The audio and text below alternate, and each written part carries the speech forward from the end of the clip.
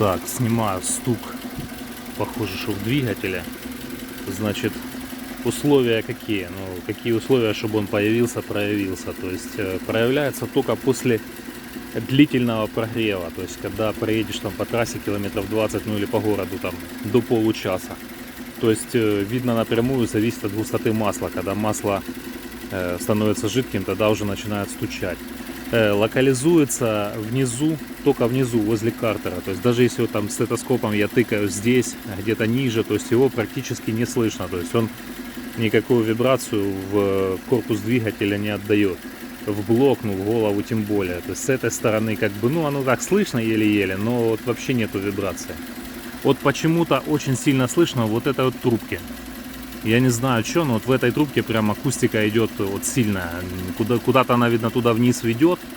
Тут же вакуумный усилитель в эту сторону, да, туда непонятно.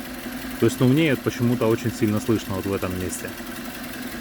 Что еще? Ну, в ходу никак ничего не меняется, то есть никак себя не проявляет. Тяга нормальная, масленка сразу тухнет, но давление масла, похоже, в порядке. Ну, звук такой, довольно сильный. Вот еще сейчас...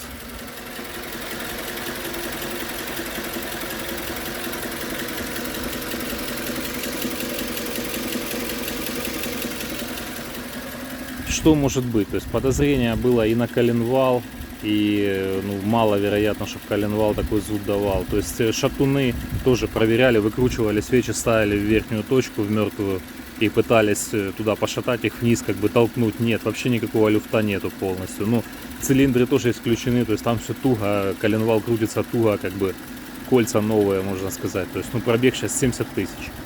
Ну, еще можно сказать, что оно себя за год, в принципе, никак оно не усугублялось, то есть не прогрессировало. Вот такая вот ситуация, просто ну, вот, головная боль, вообще непонятно откуда. Есть еще вариант, что это балансировочные валы, может быть, то есть могут они стучать или нет, я не знаю, потому что звук прям в самом низу, возле, ну, там, где колокол коробки начинается, вот в тех местах. Ну, вот отсюда как-то уже его даже меньше, наверное, да не слышно, и отсюда.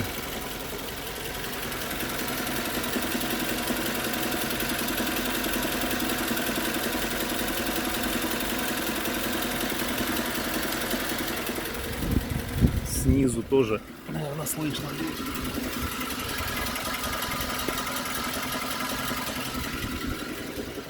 В общем, вот такая вот загадка.